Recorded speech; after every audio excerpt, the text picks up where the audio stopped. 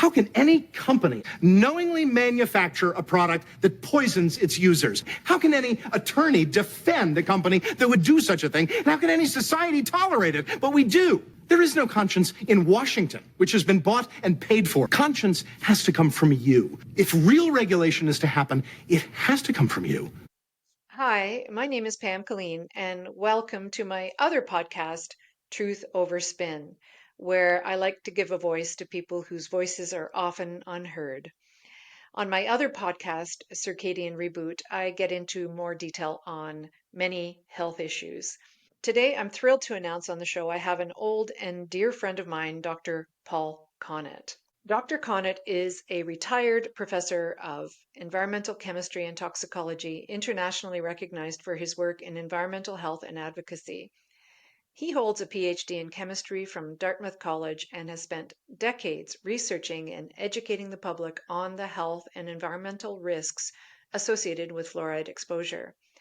As the co-founder and executive director of the Fluoride Action Network, Dr. Connett has been at the forefront of global efforts to end water fluoridation, citing scientific evidence on its potential harm to human health, including its effects on brain function, thyroid health, and bone integrity. Throughout his career, Dr. Connett has delivered presentations in over 50 countries, engaging with scientists, policymakers, and community groups to raise awareness about fluoride toxicity. He is co-author of the book The Case Against Fluoride, published in 2010, a book that compiles decades of research demonstrating the risks of fluoridation policies. His work has contributed to policy changes worldwide as many cities and countries reconsider the practice of adding fluoride to public water supplies. Dr. Connett's dedication to public health and scientific integrity continues through his leadership at the Fluoride Action Network, where he collaborates with researchers and activists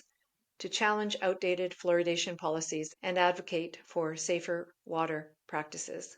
Welcome, Dr. Paul Connett. Thank you so much for being here today. It's been a while since we've seen each other. You were heavily involved in trying to get fluoride out of our city water here in London, Ontario, many, many years ago. And I know you've been traveling around the world and educating people about the toxicity surrounding fluoride and the important reasons why we need to stop adding this toxic chemical to our water supply.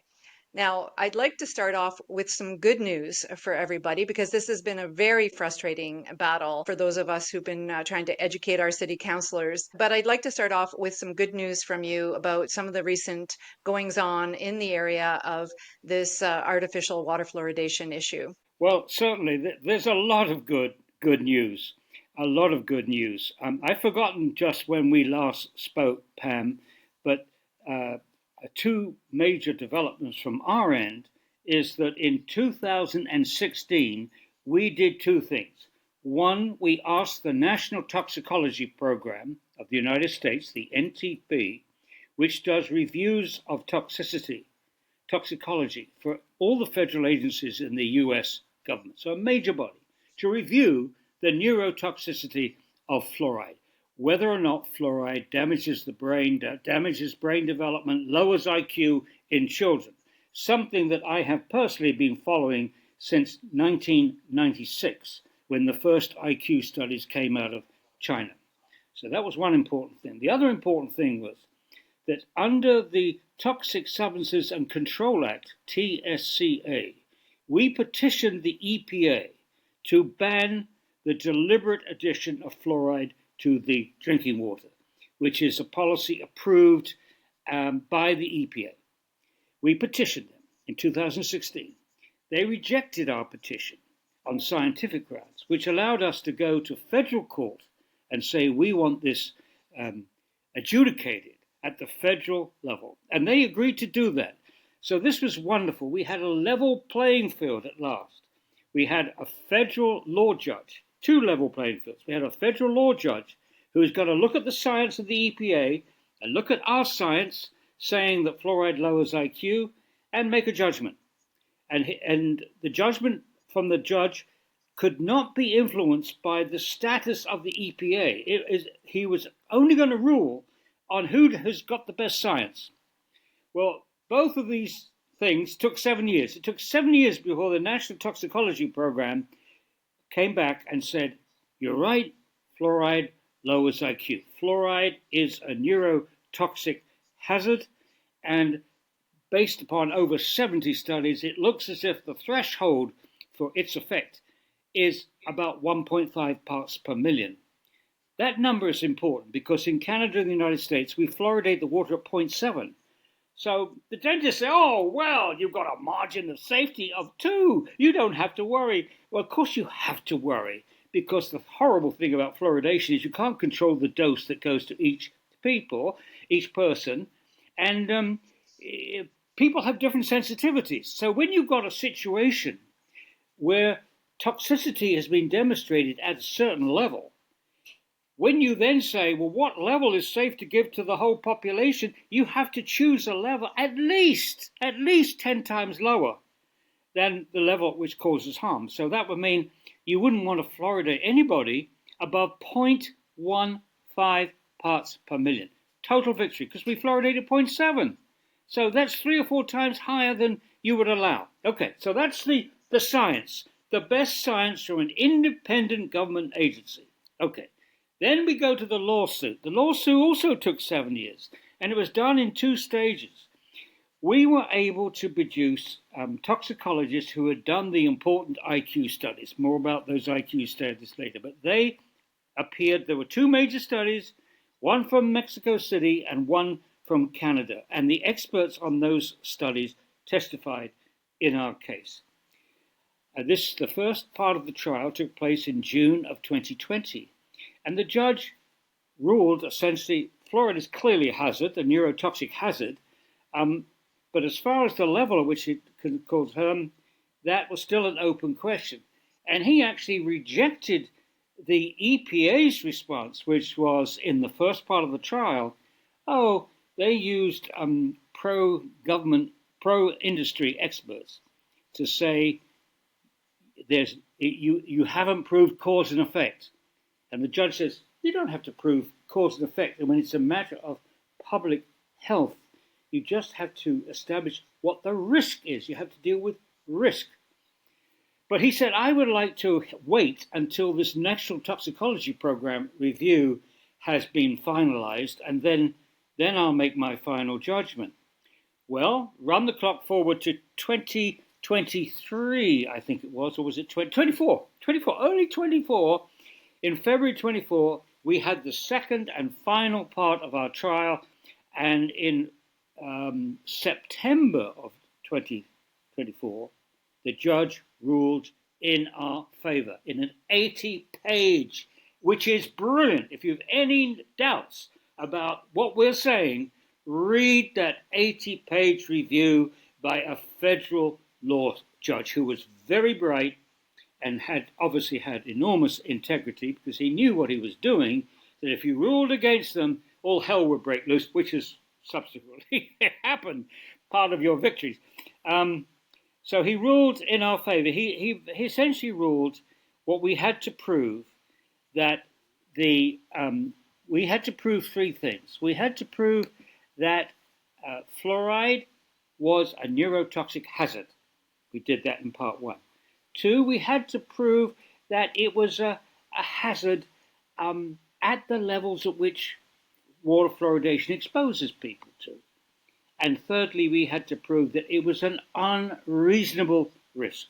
And he concluded that based upon all the evidence he heard, the NTP review and the scientists firsthand said fluoridation poses an unreasonable risk to the developing brain of America's children.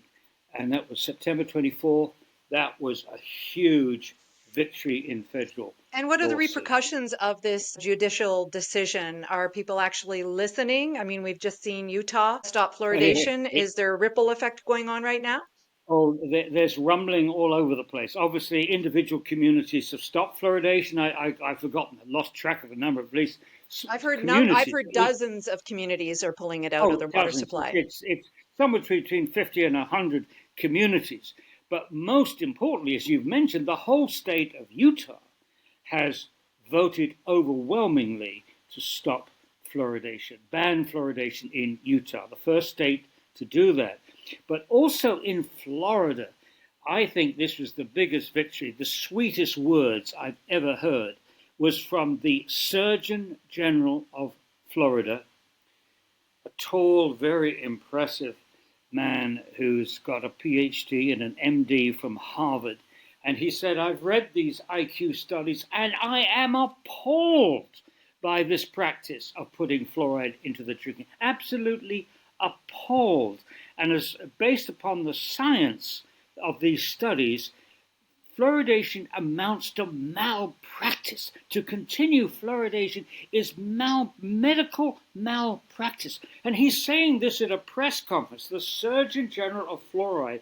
And by his side, he has Ashley Malin, the Canadian researcher who did important work on thyroid function and fluoride and some other work, very important work.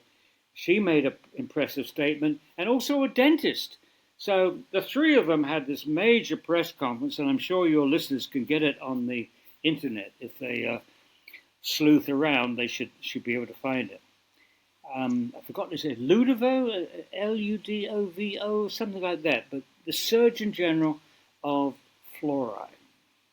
Now, what you're saying is, of course, sacrilege to those who believe that fluoride is good for our teeth. I mean, maybe people don't know. For those who still think that fluoride is good for them, maybe you can go to the backstory and talk about how and why this practice began in the first place and what the fluoride actually consists of. Yes, 1945 is when it essentially started. In the 30s and 40s, dentists had tracked down the cause of dental fluorosis, which is a mottling of the enamel, discoloration of the enamel, and certain places had this in Texas, Colorado, and so on. And eventually tracked it down, I think in the 1930s, and said this dental fluorosis was caused by fluoride. But those same dentists, when they looked at these cases of dental fluorosis, it's strange, the teeth look awful, but they don't seem to have much tooth decay. And at this point, dentists in the U.S. Public Health Service said, well, maybe there's a level of fluoride we can add to the water, which lowers tooth decay, but doesn't cause too much dental fluorosis. And the so-called optimal level that they came up with was 1 part per million. So in 1945, that's when they started experiments in the United States, in Grand Rapids, Michigan, and also in Canada, in I've forgotten which towns now. But Brantford, yeah. Yeah, Brantford. And these studies were very badly designed. But after 4 or 5 years, it's, oh, yes, it's working. The tooth decay is coming down dramatically. Of course, there are all kinds of things they didn't control for. It's bad studies. But anyway, by 1950, before any of these studies had actually been completed in Canada or the United States, or they had done health studies to see if there are any short-term, long-term health effects in children, in elderly people. No. In 1950, with practically no science on the table, this practice was endorsed by the U.S. Public Health Service. And you see, if you look at the history, and it's all covered in my book, The Case Against Fluoride, but if you look at the history, you see this transition from the U.S. Public Health Service investigating this issue within a few years of declaring that this is a beneficial public health and we should do it throughout the United States. Then they go into promotion mode. They switch from investigation, research, to outright promotion. And that's when you go from science to propaganda. And unfortunately, since the 1950s, this has all been a propaganda war. Facilitated. I know that when you do a lot of debates, which are not really debates, with communities and their public health officials, they just cite propaganda. They don't actually come up with any research to validate their decision to continue the fluoridation process. And yet the average consumer isn't necessarily aware of what's really going on. The research behind fluoridation is very weak. It is extremely weak on both fronts. Both they say it's safe and effective, and the only people opposed to it are crazy lunatics. Okay, that's their mantra, and this mantra's been going on for about 8 decades. They are right. Fluoridation is completely safe, and it's very, very effective. And as I said, the only people opposed to it are crazy people. That's been their mantra, and they've stuck to it. And, Pam, they're still doing exactly the same thing. And they've had a little bonus thrown their way, because one of the people that's looked at our court case, watched the video, because it was during COVID, the first part, so it was on Zoom, was Robert Kennedy. And Robert Kennedy looked at that lawsuit and, with his own background knowledge, declared that fluoridation was a bad thing. And if he ever got to be the head of the DHHS, he would try to stop it. Anyway, but what this has done is to allow the propagandists on the other side to latch on, as Kennedy is now the what do you call it? The champion band leader. Yeah. Instead of looking at the science, those studies, which I could talk about, the IQ studies, which were financed by the National Institute of Environmental Health Studies. So we're talking about excellent, first-class studies where all the co-founders were controlled for, where it was all based upon individual measurement of the fluoride levels in pregnant women's urine. That's the measure.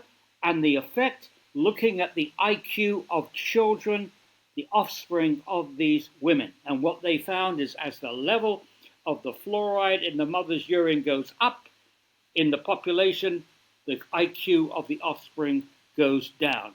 That was done in Mexico City in 2017 by largely Canadian researchers. And then in 2019, the result was essentially duplicated in Canada by Green and others. Canadian researchers from Christine Till's research group at York University, they essentially replicated this, except with one slight difference. Whereas in the Mexico City, this was true of both male and female babies' lowered IQ as a function of mother's fluoride exposure measured in their urine. In the Canadian case, it was the boys who had their IQ lowered and not the girls, as far as mother's urine levels were concerned. But the Green research team did two other measurements of fluoride exposure for the pregnant women, both calculating their actual fluoride exposure and also looking at the levels of exposure in water. And in both those second two measurements, they found an association for both boys and girls. So these are the studies, as I said, they're funded by US government, they cost millions of dollars, they took quite a number of years, they controlled for everything, leading researchers like Bruce Lanphier, Howard Hu, Christine Till, and others. These are leading researchers. They've done the same work with other neurotoxins like mercury and lead. So they know what they are doing. And so this notion that you could dismiss all the IQ studies, which they've been telling me since 1996. You don't have to worry about these Chinese studies. It's China. They're no good. They didn't control for everything. Their levels are much, much higher than here and so on. Nonsense. The levels in most of the Chinese studies were lower than 4 parts per million, which is the so-called safe drinking water standard in the United States. So that ain't safe, is it, based upon these Chinese IQ studies? But they controlled for everything. And whereas the Chinese studies were comparing villages, the average level of fluoride in this village is X, the average level in this village is Y, Y is higher than X in this lower IQ. Higher the fluoride level in the village, the lower the IQ. That was the Chinese studies. Dozens of them. Now there's over 70 from around the world. But what they didn't these findings also lead to the recommendations for mothers who are bottle feeding their babies to not use city water? Well, actually, that recommendation by the ADA, and they quickly hid it when they saw the political ramifications, was based upon dental fluorosis. They said that the level of dental fluorosis, if you fluoridate, would be very, very little, unnoticeable. But the number of kids with dental fluorosis in the United States has gone up and up and up and up with fluoridation. So that's when they said, with mother's milk, we advise you not to, parents should not, if you're going to bottle feed their babies, make sure you use non-fluoridated tap water.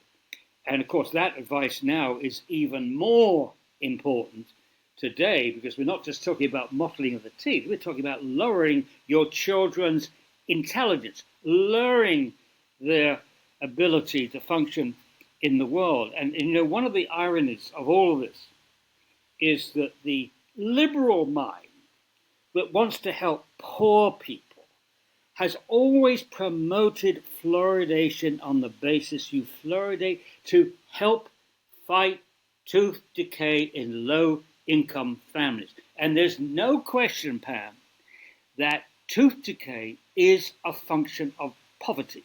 And that's what we should be fighting. Poverty, right? Fight poverty, you'll get less tooth decay. But if you're going to fluoridate the drinking water because you are worried about the welfare of low-income children, the last thing you want to do is a measure which lowers their potential, lowers their intellectual potential, lowers their ability to get the best job. That's a terrible thing to do to families of low income. So let's get rid of that crap once and for all. And how are they going to afford to buy bottled water if it's lower income families? Oh yeah, well, exactly. And then we've actually had some efforts to try to get filters into low-income families and so on. And we know how difficult it is for low-income families to avoid fluoridated water. For a lot, and let's give you a very simple, practical thing. A lot of low-income people don't have cars, and therefore they can't carry from the supermarket all the bottles of water that you need if you're going to use bottled water. And secondly, they can't afford the reverse osmosis equipment to remove the fluoride. So unfortunately, low-income families are trapped with fluoridated water. It's a pernicious thing for low-income Now, didn't families. the CDC say that it doesn't really even work when you drink it internally, that it works perhaps a little bit topically? This is an admission from the CDC themselves. Yeah, absolutely. The CDC that's promoted fluoridation is the number one propaganda arm for the promotion of fluoridation in the United States. Health Canada is the equivalent. They are a propaganda arm for this thing. But yes, they said, I think it was in 1999, we used to think that the baby needed to get water, fluoride as early as possible during pregnancy. That's why we recommended to dentists to give fluoride tablets to pregnant women. Now, based upon what we know now, that was a disaster to give fluoride tablets to pregnant women. But that's what they felt. But then they said, but now it's clear that the main benefits, the primary benefits of that's the word they use, the predominant benefits of fluoride are topical. It works on the surface of the tooth. It works on the tooth after it has erupted into the oral cavity. It doesn't work essentially before the teeth have erupted. So, you know, and that, to me, that's when fluoridation should have stopped. They should have said, well, fluoride may have some use topically, therefore we should provide free toothpaste, toothbrushes, etc. for all the families, but especially low income. Change the delivery mode. But no, they didn't want to do that. They never wanted to admit that they've made this huge mistake. I would say this is the biggest mistake that's ever been made in public health, is to force fluoridated water on our children, on our infants, and on our fetuses. It's so corrosive, even to our pipes. Like for people who have lead pipes, it corrodes the pipes. It's going to increase the lead in the water as well, which is also a neurotoxin. Yeah, and there was one point when we were thinking about this IQ that the method that fluoride lowered IQ was just what you're talking about, that it helps to leach out lead. Well, that may contribute to it, but it's now clear that it's the direct impact on fluoride on the developing brain. The fluoride, not the lead. In fact, if you look at today, more IQ points are being lost today from people drinking fluoridated water than people being exposed to lead, because large sources of lead have been phased out, lead in paint, lead in gasoline, and so on. So the number one cause of loss of IQ today, compared to everything, is fluoridated drinking water. That's how massive a mistake this has been, and how in Canada in particular, you need to review how public health education is financed and supported. Because the big villain in this case, as far as I'm concerned, is the medical officers of health. Every community, big city in Canada has a medical officer of health, and they're paid a lot of money, and the council rely on these medical officers of health to tell them what's safe and what's not safe, what they should do to protect health and whatnot. And these medical officers of health, like robots, and I'm not exaggerating here, these medical officers of health, like robots, have been to community after community after community in Canada telling people that fluoridation was safe and effective, even while we were providing the science which was indicating that that was not true. So they're part of the arm. The other half of the arm is the top of this public health bureaucracy, Health Canada. Health Canada has supported this practice. I'm trying to get the right word. Unprofessionally and unethically, in my view. Isn't it illegal? It's illegal what they're doing. I mean, they're saying this is a water additive, and yet they're promoting it as a treatment. Yeah, absolutely. You should the person you should have on your program if you haven't is Gilles Perron from Quebec. He and his friends have got fluoridation out of Quebec, and they look at the rest of Canada and are just absolutely mind-boggled that you are continuing this thing. But it comes back to Health Canada, because every time this practice has been challenged in Canada, every time communities stop fluoridation, like Waterloo in Ontario, every time that happens, what Health Canada has done has gone out and found some pro-fluoridation dentists and academics working for government, and they've come back with a rubber stamp report which said there is no health effects from fluoridation. It doesn't damage the bones, it doesn't damage the brains, and these experts say so.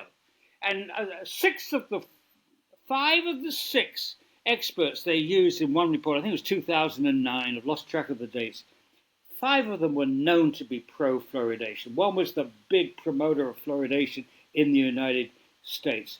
It's worth just a moment looking at how outrageous these people are, how biased they are. Listen, Paul, remember when you were here in London and we had that public participation meeting, and there was a dentist on stage giving his 5-minute presentation, and he was showing all these rotting teeth from these children, and you leaned over to me and you said, Pam, those are children who live in a fluoridated community.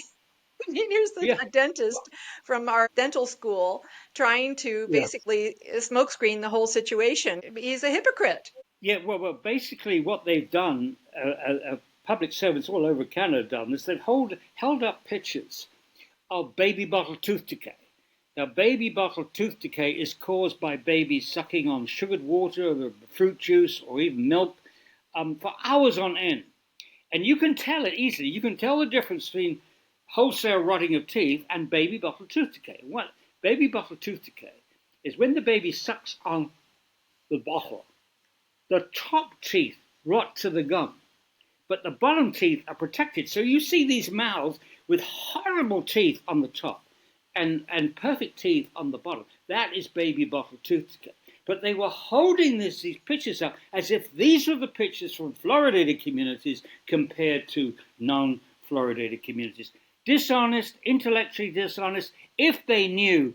But unfortunately, most of these people, these public servants, these medical officers of health, feel obliged to toe the party line. Health Canada says that fluoridation is safe and effective, and here are the tools you use to demonstrate that, including this photograph of baby bottle tooth decay, pretending that's what happens.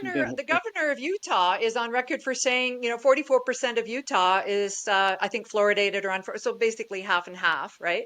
And he's saying the dentists there are seeing no difference. That's right. That's absolutely right. And then this is again and again. If you look at the history, more often than not, when people compare two cities, they say this city is fluoridated and their teeth are awful. This city is non-fluoridated, their teeth are awful. This teeth is fluoridated, teeth are perfect.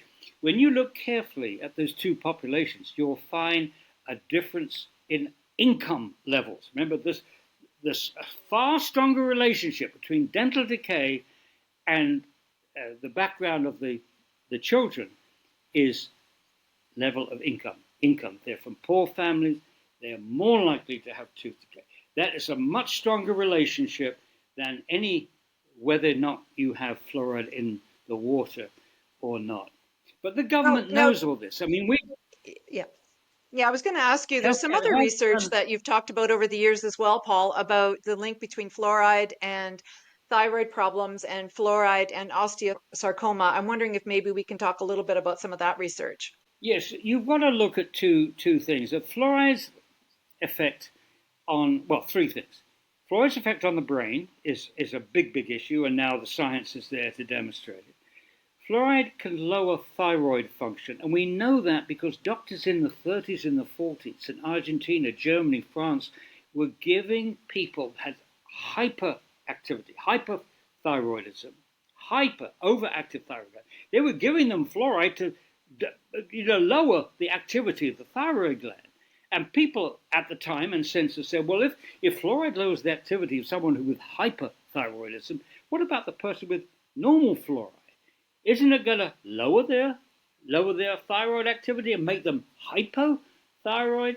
So a long history that fluoride may be lowering the activity of the thyroid gland. And they've done studies now, modern studies. There was a study done in England by Stephen Peckham, which showed that there was a correlation between the incidence of hypothyroidism as measured by GPs in thousands of practices all over the UK, and whether or not there's fluoride in the water. And then there's a study by, I think it was Ashley Malin, published in 2018. Ashley Malin found, she didn't find, this is interesting, she didn't find there was a difference in TSH levels. That's the average TSH. That's a measure of hypothyroidism. If you have your hypothyroid, then you have lower levels of TSH, the thyroid stimulating hormone. She didn't find that. I'm sorry, the TSH levels go up if you have hypothyroidism. So she didn't find a difference. However, if she looked at the subpopulation that was already outright iodine deficient or borderline iodine deficient, that's when you find the effect that fluoride exacerbates low iodine intake. So if you're already not getting enough iodine, you are susceptible to hypothyroidism, yes. But if you're subjected to low iodine and you're subjected to fluoride, then it's an even stronger relationship. You're more likely to get hypothyroidism.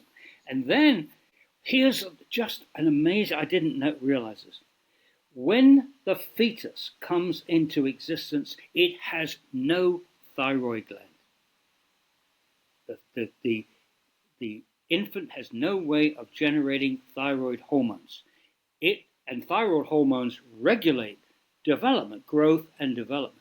And so the fetus is absolutely dependent on the mother's thyroid status. If the mother is producing enough of the thyroid hormones, the baby's development will be normal, fine. But if the mother is hypothyroid, the baby will not get enough thyroid hormones, not making it itself, and not getting enough from the mother. So this may be the simplest explanation. The impact on the thyroid gland of women, of pregnant women, may be the cause of the lowering of IQ that we're seeing in Mexico City, Canada, and I think we'll see in other places as well. There's a lot of other health effects with fluoride. Can you talk a little bit about the link between fluoride and osteosarcoma as well? I think that was a some Harvard research that came out about that as well. Yeah, I've got to say this. as a the first opponents of fluoridation were biochemists, particularly biochemists in the state of Wisconsin, where there were dentists in the 1950s who were pushing fluoridation like maniacs.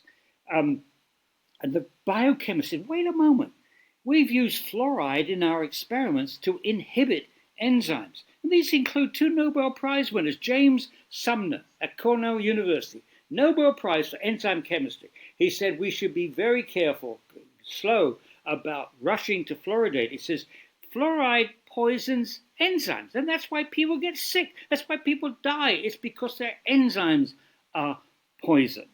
So I've got to say this, as a biochemist, now that's my main specialty is biochemistry. I was appalled when I started to read what fluoride could do to enzymes, G proteins, and all that. To put this in the drinking water was just crazy. Now, Pam, think about this. You're looking at why they're putting this fluoride in the drinking water and so on. You're thinking about, is this a good idea? Number one, they have never demonstrated that anything, any biochemistry, chemical function, molecule, anything that goes on biochemically in the body does not need fluoride. They haven't demonstrated that fluoride is needed for anything in the body. So all they're looking for is an interaction with the surface of the teeth. Nothing to do with biochemistry. It's not doing us any good to swallow this crap, okay? Number one. Number two, when you look at what it can do to the body, all kinds of things. There are many reviews of fluoride's biochemistry. But there's another clue.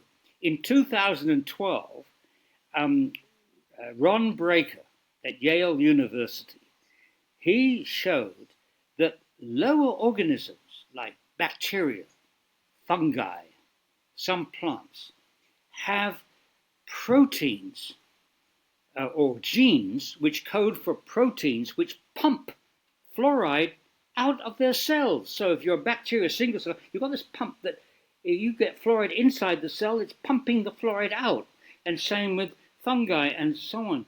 So you see right from the beginning of evolution, nature knows keep this fluoride away from the inside of the cell. Keep it away from nature's biochemistry. And then if you go all the way up to human beings, what do you find? First of all, we find kidneys which pump at least 50% of the fluoride each day out of our bodies. So we've got that protection. And we look at babies, breast milk. If you look at breast milk, the levels of fluoride in breast milk are extremely low.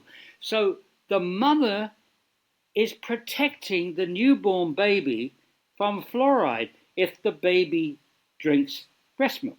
But if the baby is given formula and it's made up with fluoridated tap water, that baby's going to get at least 100 times more fluoride than nature intended. But now, okay, so that's the good news. The infant is protected from fluoride if you breastfeed. The bad news is the fetus is not protected by the placenta. The fluoride gets through the placenta, and from day one, the baby's developing tissues, which includes the brain, is exposed to fluoride. And as far as the brain is concerned, the blood-brain barrier is not formed completely until about 6 months of infancy. So the baby's brain is not being protected. Now, I ask you, what public health servant, if they hear this information with an open mind, is going to sanction putting fluoride into the water, knowing the first day of existence, the fetus's brain is going to be exposed to this very damaging biochemical interferer, this fluoride ion, which interferes with biochemistry. And that this then has the potential of lowering the IQ, doing God knows what else to the body. And now we have the science coming through, which shows the effect. I mean, I was saying these kind of things, you know this, years ago, before any of these major IQ studies had actually been published.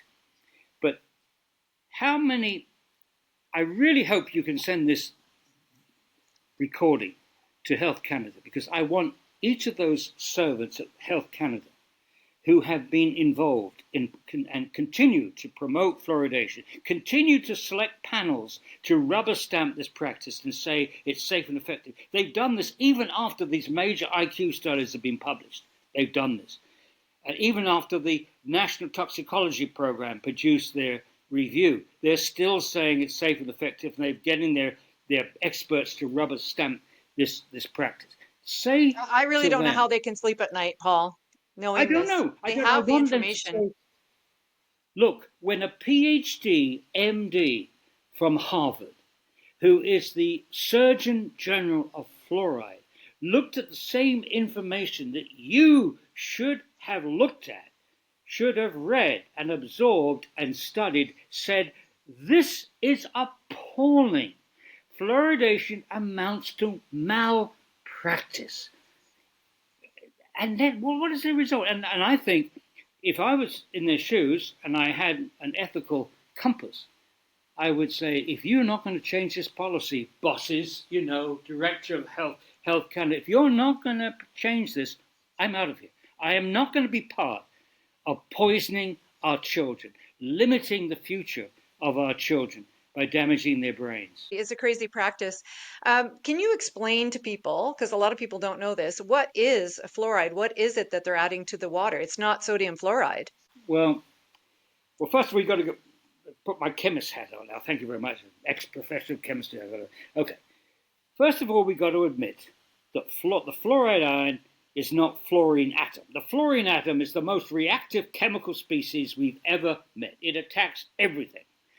But by the time the fluorine atom has got an extra electron, which makes it the fluoride ion, F minus, meaning it's an atom with an extra electron, it's an atom with a negative charge, many chemists looked at that and said, well, I can understand that fluorine is horrible. We wouldn't want to put fluorine in the drinking water. No way. But fluoride, hey, that's like comparing chloride, sodium chloride, which is salt, with chlorine gas, which is a poisonous gas, a very strong oxidizing agent used in World War I. They're different. It's chalk and cheese. And this is where I was in 1996, and so I started reading the literature. I thought, fluorine bad, but fluoride okay. Like salt, no problem. But it turns out that whilst fluoride is not reactive chemically, not very reactive chemically, it does certain things which makes it extremely active biologically.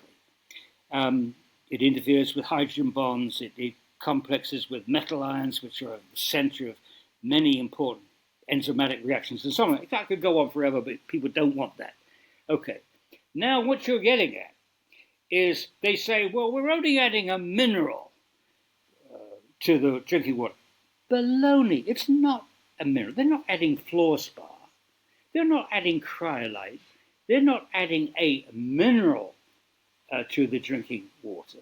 No, they're adding a byproduct of the phosphate fertilizer industry. Let me explain that. The phosphate fertilizer industry essentially takes an insoluble phosphate rock.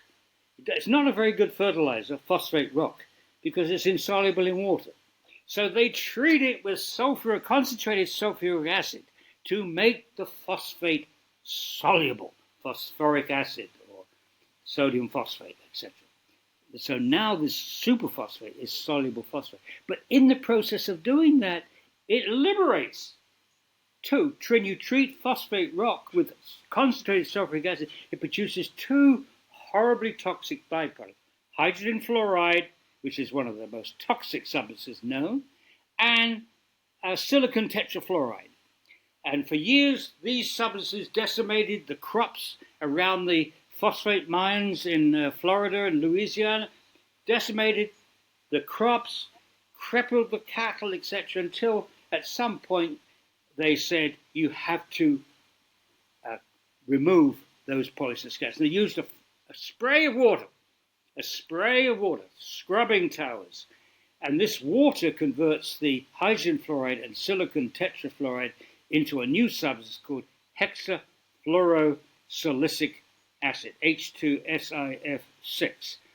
And it's that scrubbing liquor, essentially untreated, a solution of hexafluorosilicic acid, which is the agent most commonly used in fluoridating the public drinking water. It's a very cheap way of getting rid of hazardous waste. And They it's turned it quite into a legal. value-added product by using us as waste disposals, correct? Absolutely. And it's come, once again, it's a development, a bad development from a good intention. The good intention of the law, um, Resource Conservation and Recovery Act, was to encourage industry to recycle its toxic byproducts. You want one industry to use another industry's chemical rather than putting it into the environment. So they encouraged industry to reuse these toxic byproducts. And that's what they call it. Once an industry recycles a toxic byproduct, it's no longer comes under the regulations of RCRA, RCRA, Resource Conservation Recovery. It becomes a product.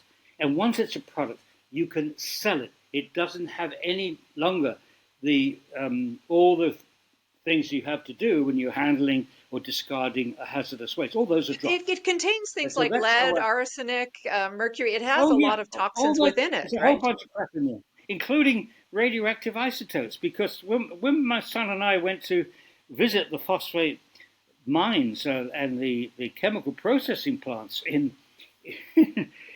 Polk County, Florida, we were at one of these plants, and there's a sign. It says, "Agricultural chemicals this way, uranium this way." So they actually mine that ore to extract uranium. But as a result, you've got the radioactive decay products for very small amounts. And we're not talking hundredweights, or we're talking minute amounts.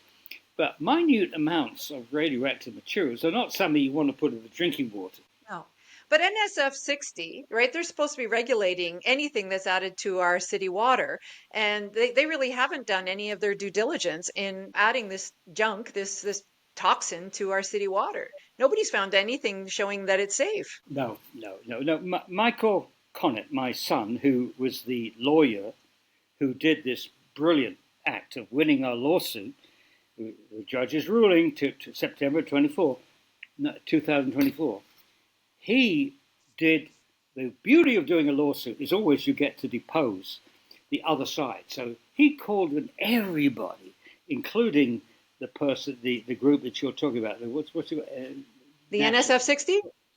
Yeah, NSF people, the National Sanitation Foundation. He called them in. He called in the CDC. He called in the FDA, and he got the heads of all these agencies. And he said to them, "What studies have you seen or reviewed which give you a safe level of fluoride as far as neurotoxicity is concerned?" And all these people are absolutely struck dumb. They just stared at the cameras. He caught them with none of them had any idea at all that fluoride might be neurotoxic, and certainly no idea of the literature.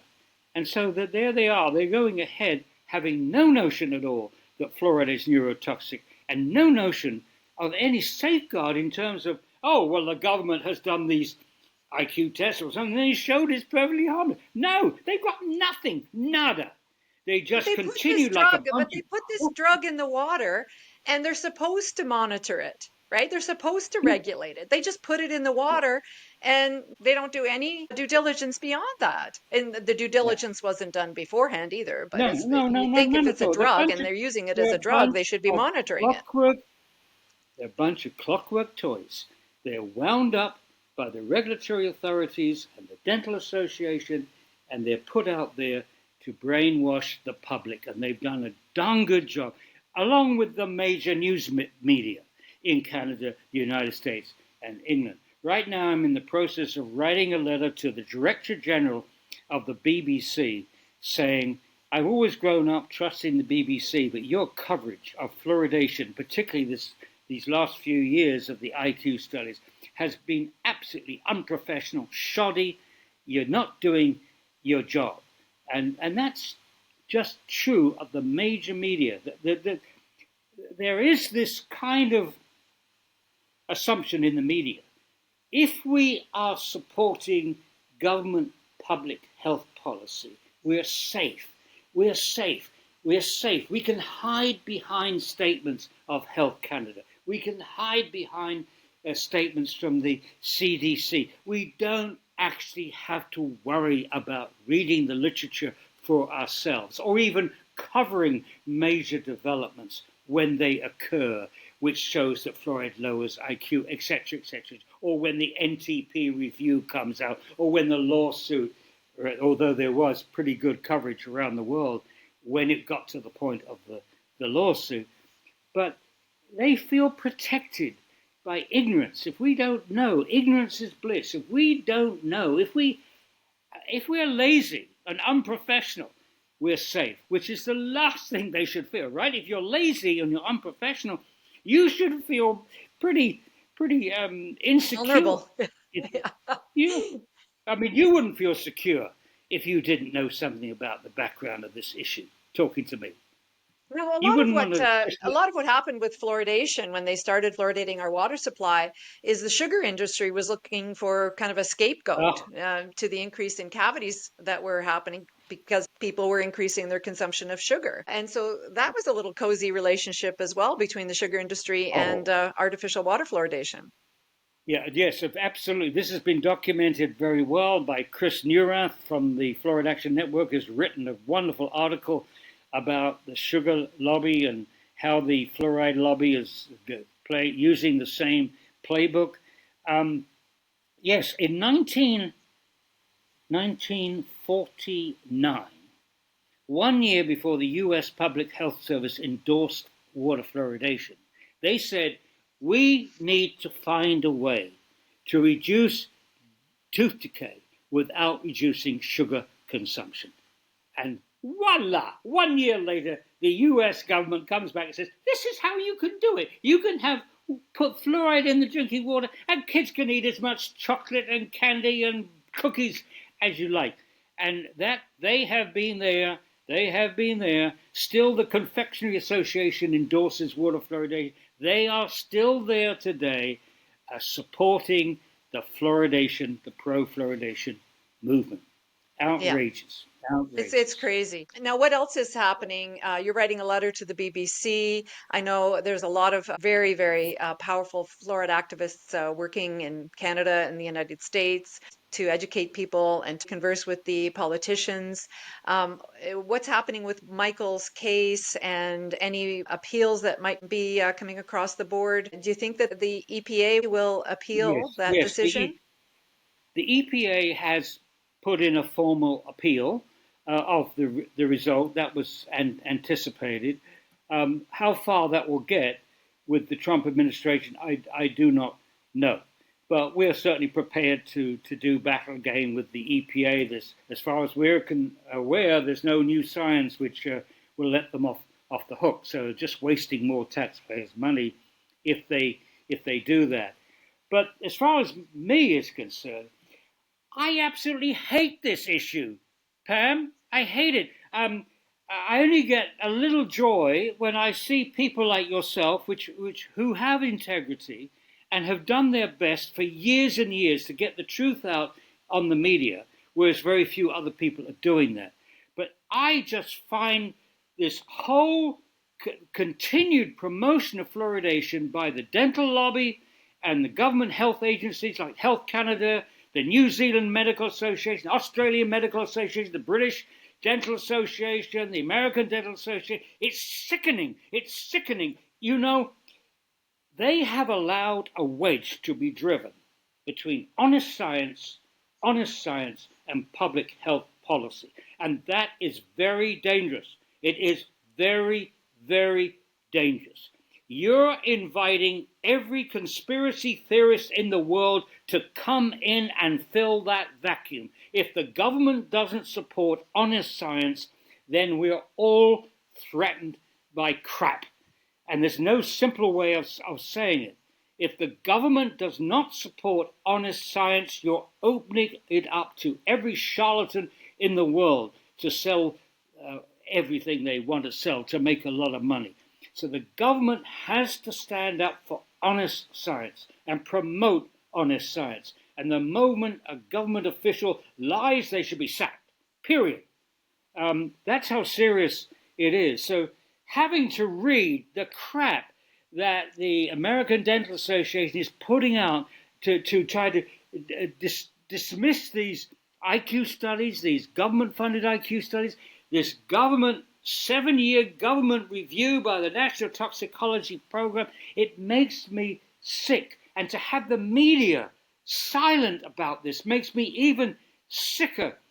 I have lost my rudder. There's got to be a place where honest science rules.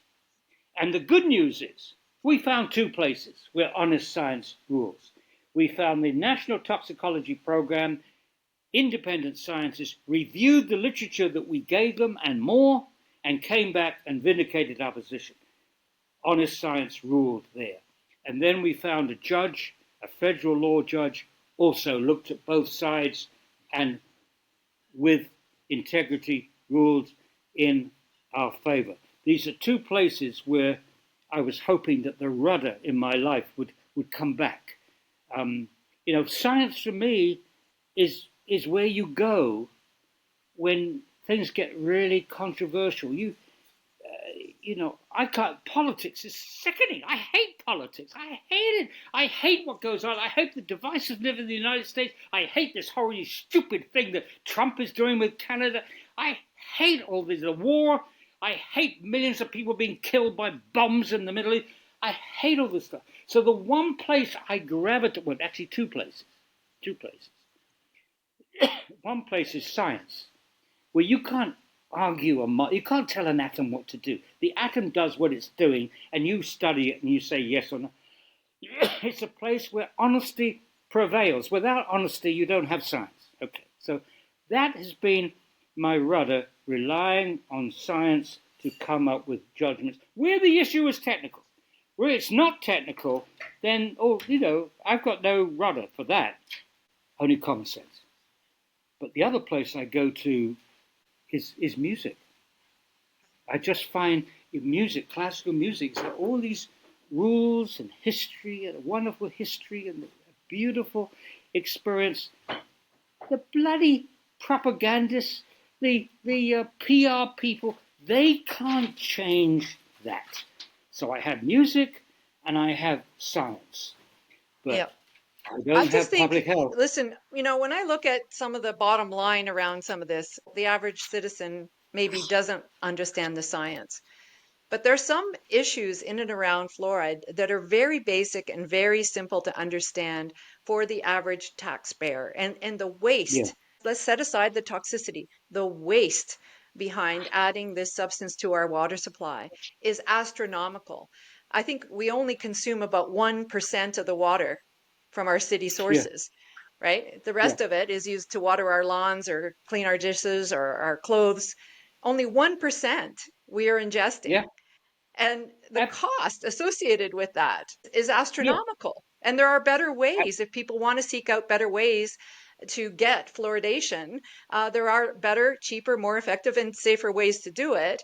And that is, brushing your teeth and spitting it out, for example, Yes. right? But even worse, that is a violation of common sense right there, and a very simple issue to understand. You're getting rid of a hazardous waste product. It's a very wasteful because very little of it reaches the target it's meant to. But even worse than that, which people can understand, you shouldn't use the drinking water to deliver medication to people. Why shouldn't you do that? One, if you put the medicine in the water, you can't control the dose. Number one, bad medicine.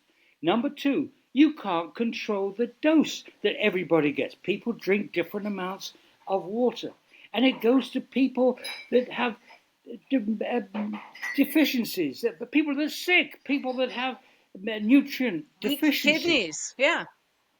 And lastly, you shouldn't put it in the drinking water because you're forcing medication on people without their informed consent.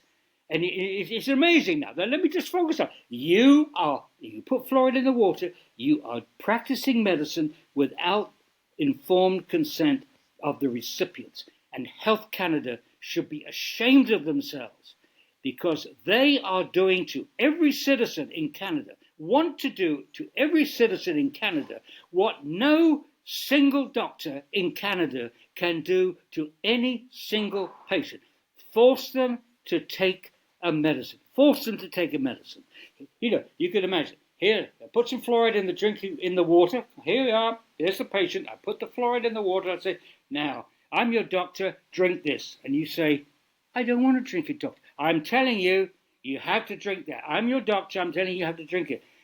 That patient does not have to drink that. And if he does or she does, As you she's often stupid. say, Paul, as you often say, a doctor has to know the background of each patient Yes. individually. And if they just randomly hand out a medication without doing a full history of their patient, I mean, they would Yeah. lose their license.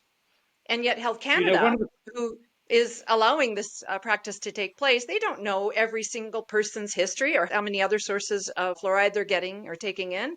I mean, it's pure negligence. It is indeed. In fact, the person that was the best on the whole the unethical aspect of fluoridation was James Beck from Calgary, who was the co-author of our book. It was myself, James Beck, who sadly has dementia right now, and Spedding Micklem, who even sadder has passed away. It was I loved Spedding. He was a great pianist amongst everything, great man. So I'm the only one left standing, if you like. But James Beck, MD, PhD from Calgary, he was red hot on the ethical issue. And in addition to what you've just added about not knowing the patient's background, the other thing is that nobody's monitoring.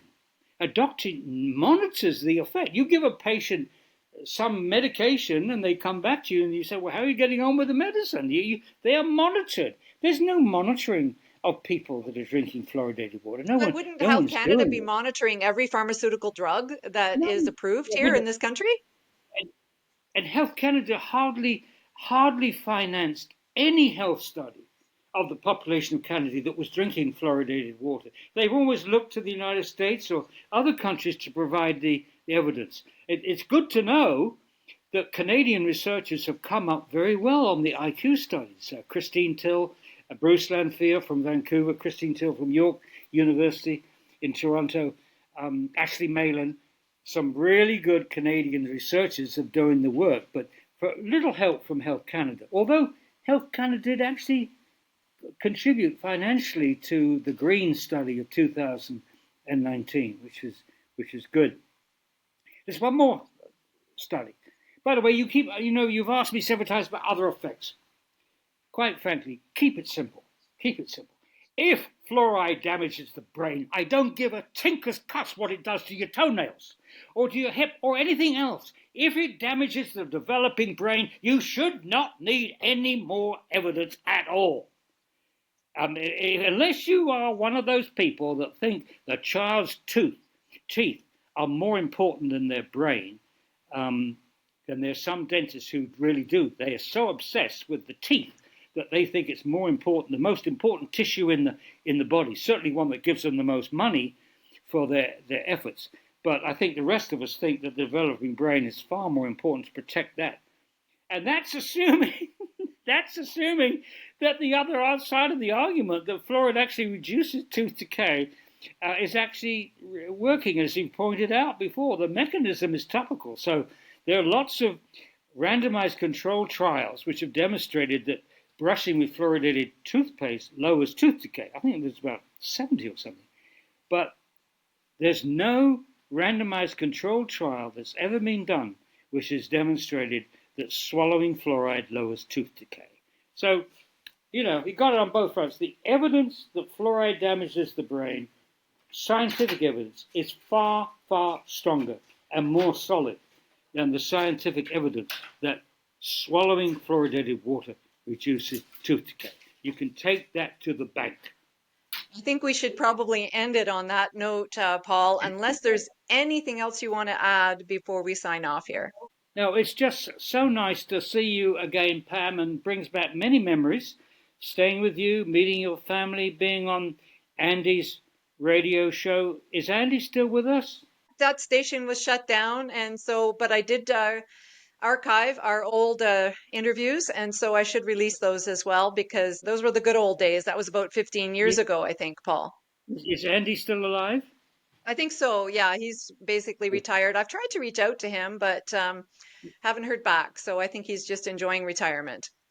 Well, if you do find him, do say a big thank you from me. I was very impressed that there was one broadcaster in Canada that was prepared to tell the truth on this and get upset about it and interview a lot of people about it.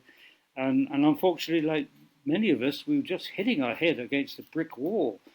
Yeah. You just, if you try to fight fluoridation, you can see the little holes come in your head and you see the gray matter oozing out where you keep hitting the brick wall of bureaucratic It's a frustrating simplicity. subject.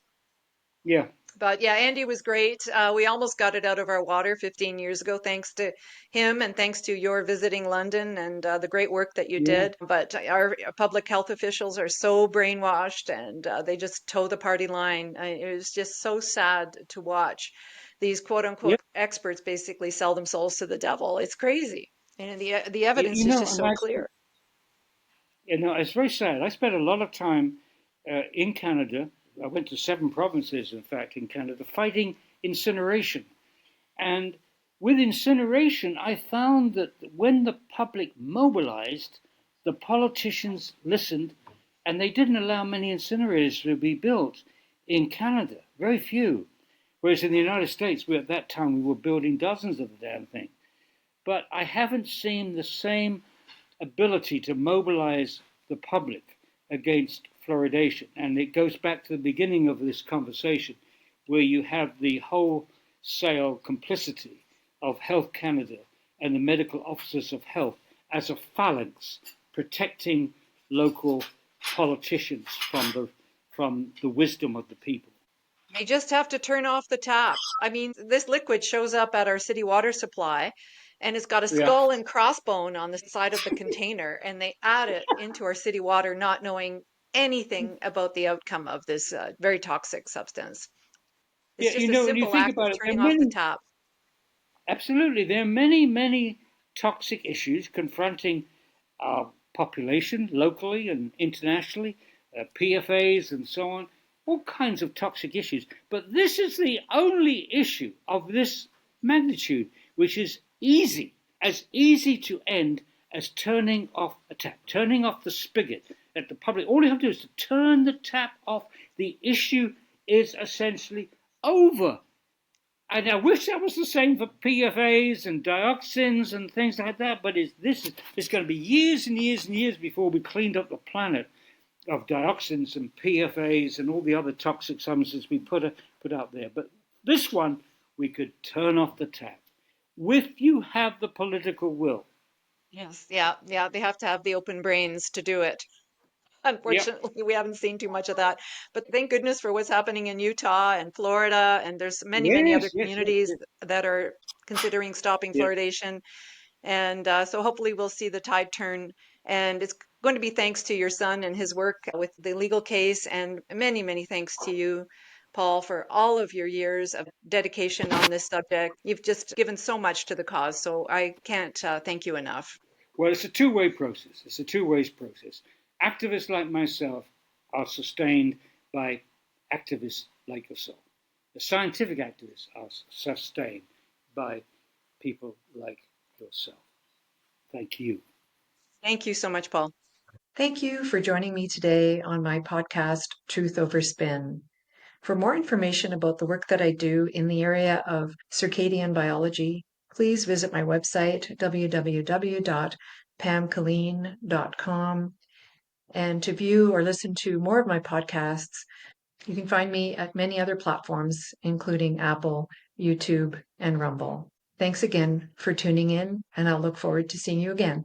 The information in this podcast is for informational purposes only and is not intended as medical advice. We are not licensed healthcare providers and our content is not a substitute for professional medical diagnosis, advice, or treatment. For personalized health guidance, or if you have specific medical concerns, please consult a qualified medical professional. They can assess your individual health needs and offer recommendations tailored to you. By listening to this podcast, you agree to this disclaimer. We assume no responsibility or liability for actions taken based on the information provided here.